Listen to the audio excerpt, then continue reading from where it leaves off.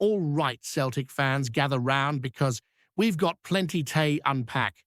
From that absolute mauling in Europe last night, first off, what a performance from the lads. 3-0 up inside 20 minutes. That's the kind of start that makes your heart race and your tea nearly spill on the sofa. I mean, seriously, it was chaotic in the best possible way for the green and white. The way the press was on from the first whistle was phenomenal, and you could see that the team had a plan and were sticking to it.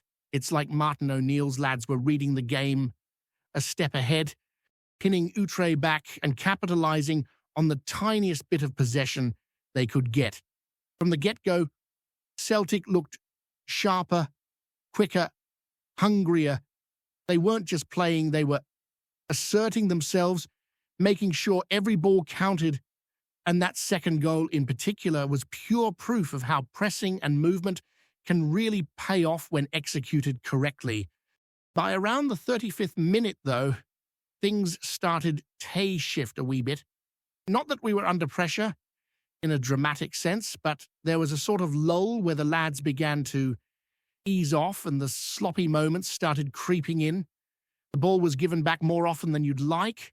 Passes that should have been sharper were drifting, and Utrecht began to sense a bit of opportunity. It was frustrating to watch because when you're 3-0 up, ideally you'd be smashing on like a team with nothing to lose. Still, despite those moments, Celtic maintained a control over the game that left them in a very comfortable position by half-time. Now, let's talk about the individual performances because there were a few who really caught the eye. Keenan Tierney on the right-hand side was a revelation, buzzing up and down that flank, delivering quality crosses, and generally just being a nuisance to Utrecht. That first goal, purely his creation. He pushed the ball down the line and whipped it in perfectly, and Benji Negron was on hand to finish. Now, I'm still on the fence about Negron as a player overall, but you can't deny he's got a knack for being in the right place at the right time, much like Chris Collins used to do in his heyday. And then there was Barkas, benefiting from a goalkeeper error to net his second. That makes 3 in this campaign, gifted by opposition mistakes, and honestly, you can only hope that kind of generosity continues. Then came the third goal, the penalty. Now, I know Celtic fans will be buzzing, but let's be honest, was that really a Stonewall penalty? The handball interpretations nowadays are all over the shop, depending on which league or competition you're watching. Here in Scotland, and really across Europe, there's barely a universal rule that makes sense. Still, Mangles stepped up, slotted it home, and at 3-0, it felt like the job was done. Utrecht did claw one back, and you could see Celtic easing off slightly after that. But even with the intensity dropping, the lads were never truly under threat. Casper in goal is still a worry, though. The 2 goals Utrecht scored were, frankly, disappointing from a goalkeeper who looked hesitant and half-committed. On the first, he didn't move at all, just rooted to the spot. And on the second, his positioning left a lot to be desired. It's worrying because last season, he looked far more assured. You do start to question whether he can cope with the pressure as the season progresses, especially with the knockout rounds looming and the intensity ratcheting up in domestic clashes. If anything, his uncertainty could cost the team when the pressure really mounts. Moving on, the 4th goal from Austin Trusty was just brilliant. A perfect delivery into the box, met with a booming header that left no doubt in anyone's mind that the ball was going in. And the timing was perfect, coming just a few minutes after Utrecht had made it 3-2. That's the kind of goal that not only restores control, but also resets the team's confidence and focus. Trusty has been in decent form apart from that red card incident.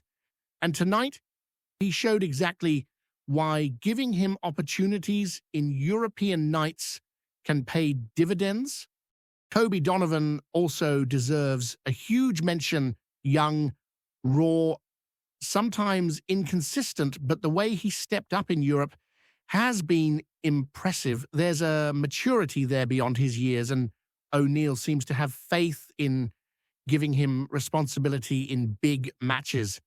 Against Utrecht, he looked comfortable, contributed to build up play, and when given space, he showed real pace and vision.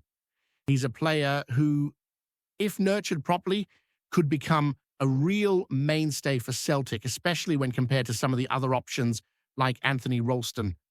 Seeing him perform well in these European fixtures is encouraging, and it's good to see a young academy product being tested and thriving under the bright lights. Overall, the team showed resilience and quality. Sure, there were sloppy moments and the defense allowed Utrecht back into the game slightly, but the overall performance was solid. When you go 3-0 up in Europe within the first 20 minutes, you'd expect a more relentless approach, but the squad showed control and composure to see it through. The adjustments made from first half to second, particularly on set pieces, were executed well, and it's clear O'Neill is adapting the squad and strategies effectively. It's not always pretty, but it gets the job done, and that's crucial at this stage of European competition. The atmosphere, though, leaves a lot to be desired. At Celtic Park, with the team 3-0 up, you'd expect the fans to be roaring, but it sounded unusually quiet, almost as if the visiting support outnumbered the home chants at times. The Green Brigade issue is ongoing, and until that's resolved, the matchday atmosphere is not reaching the level it should. The players feed off the crowd, and a more vibrant vocal support could elevate performances even further. It's not just about optics. It has a tangible impact on the way the team plays, especially in tight European ties. If Celtic Park gets rocking again, the team could turn matches into virtual graveyards for visitors, and that's a psychological edge we're currently missing. Finally, looking at the bigger picture in Europe, qualifying for the final 24 of the UEFA Europa League is a step forward, though Celtic should arguably be aiming higher. From 21st in the Champions League table last season to 21st in the Europa League this season, it shows consistency, but also highlights the gap to truly competing at the top level. Martin O'Neill deserves credit for steering the ship through some very tough fixtures, particularly away games in Rotterdam and against strong opposition like Bologna and Michelin, where points were hard-earned. The team's journey is far from over, and upcoming knockout rounds will test depth, stamina, and mental toughness, especially with the tight turnaround before the domestic derby against Rangers. The next challenge sees Celtic facing either Stuttgart or Ferencváros in the knockout playoff round, with the first leg at Celtic Park and the second away a week later. European travel, fixture congestion, and domestic priorities are all factors that could influence the team's preparation. While the opposition may differ in style and difficulty, the key will be maintaining focus, managing energy, and ensuring the squad is as prepared as possible for both legs and the looming derby. The pressure is immense, but it's the kind of test that defines teams and shapes campaigns, right? Picking up from there, because this story is far from finished and there's still a lot bubbling under the surface when you really dig into what this result means for Celtic moving forward.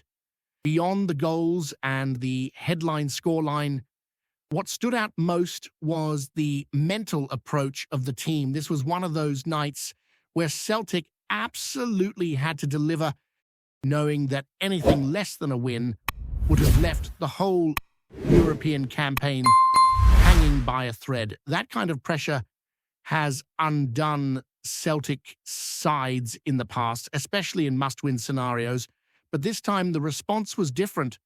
From the opening exchanges, there was an urgency and intent that suggested the players fully understood what was at stake. And that alone marks a noticeable shift from some of the nervy European nights supporters still remember all too well. What's also interesting is how this team seems to be learning how to manage games, even if it is not always perfect. When Celtic went 3-0 up so quickly, there was an expectation among fans that the team would go on and completely bury Utrecht, maybe even chase a historic European scoreline. That didn't quite happen, and you could argue that the drop in intensity allowed Utrecht back into the match unnecessarily, but at the same time, there was a sense that Celtic never truly lost control. Even when the score tightened, the players looked like they knew they had another gear to go to if needed, and that confidence is something that has been missing in Europe for a long time. Martin O'Neill's influence on this side continues to grow with every European fixture.